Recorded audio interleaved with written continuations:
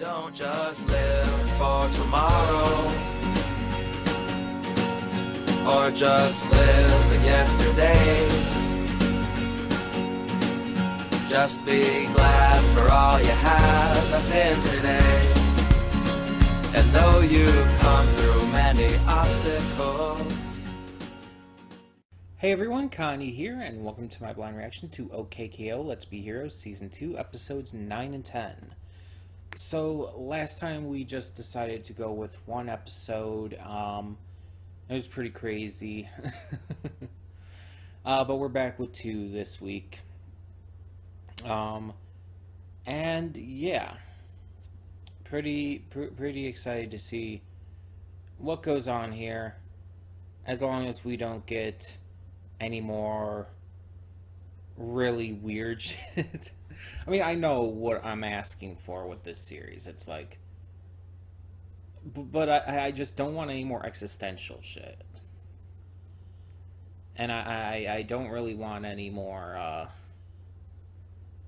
just completely random, weird, out of control bullshit that doesn't really make a lot of sense, like we got with last one. I just want the normal level of weird bullshit that this show is known for. You know? It feels like it's gone off on a bit of a tangent with the last couple episodes. And I guess we're gonna see where these couple lead us. So let's just get this started, hope for the best, and kind of go from there. So, when the screen fades to black, pause this redirect and go to the description below. Follow the link to the reaction, and after you watch it, come back here to the redirect and resume play. Because after it fades to black, then fades back in, everything from that point forward will be my afterthoughts and will contain spoilers to the episodes. So, that being said, thank you so much for tuning in, and I'll see you at the reaction. And we are back, and we'll begin with spoilers in 3, 2, 1, now. I can't believe I did that. I think I've done that before once or twice, but it's like, I was so just caught off guard by the fact that Chip Damage was voiced by Kurt Angle that it completely threw me off. And so I just kind of had a brain fart there. But let's talk about these. So the first episode, KO unleashes these slimes, let's just call them slimes, on the plaza, and they end up forming together into one giant one, swallowing the whole plaza, and requiring the assistance of Point. So Point is back, and Foxtail and them are trying to handle the slime, but are even having trouble themselves. So she calls in Chip Damage, this really big name, like perfect hero, basically. And he starts to go at it, but as Enid follows KO into a passage inward, they end up finding out that the slime is weak against being frozen. So Chip comes in to save them. He thinks fire is the weakness, but that just kind of makes it worse. And so Enid eventually has to save the day, with KO kind of, I guess you could say, learning a lesson about idol worship and whatnot, and about like just seeing the value in those who are already around you and everything.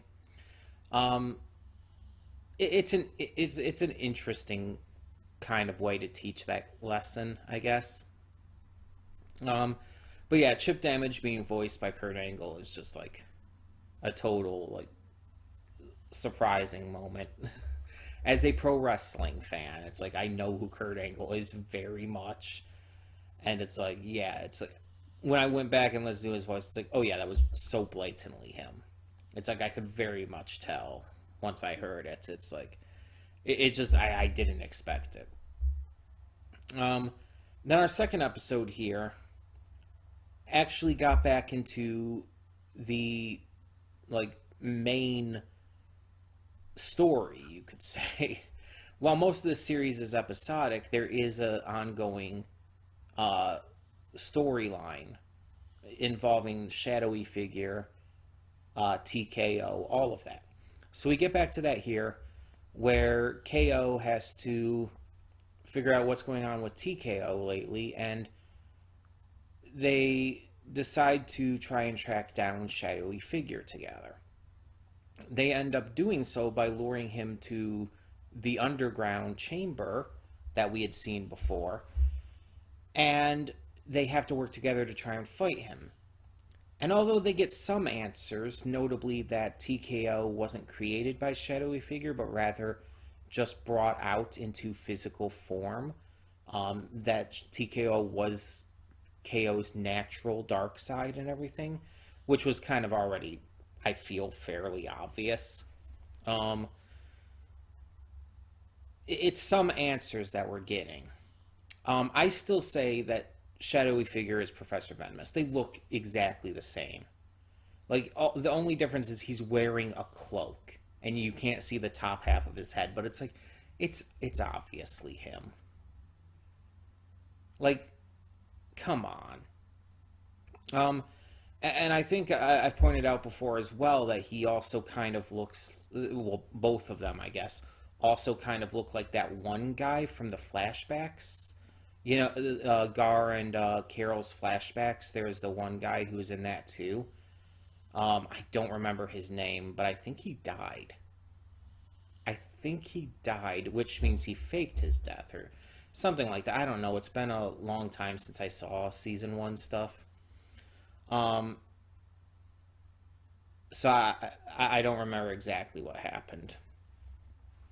But yeah, he kind of had the same face shape as him too, but that might be reaching a little bit.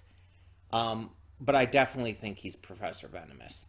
As for why he's doing all of this, rather than just being open about being himself, I have no clue. But I guess we'll eventually find out. But yeah, some enjoyable episodes. Nothing really extremely special. Like, even for this TKO episode, which obviously huge with the overarching plot, the episode itself was just kind of okay. Like, it was good, but it wasn't amazing or anything. Like, it's not what I would say is a favorite episode of to any level. It was just kind of good. And the one before that with chip damage and the slime and everything, again, it was good. Nothing amazing, but it was good enough. That one just had the big surprise of also including Kurt Angle voice acting in it. But yeah, at least there wasn't any more existential shits, even though they kind of toyed with that a little bit. But either way, I did enjoy it. So tell me down below what your thought on these episodes of OKKO were, and thank you so much for tuning in. For now, I'm Connie, and I'm signing off. See y'all next time.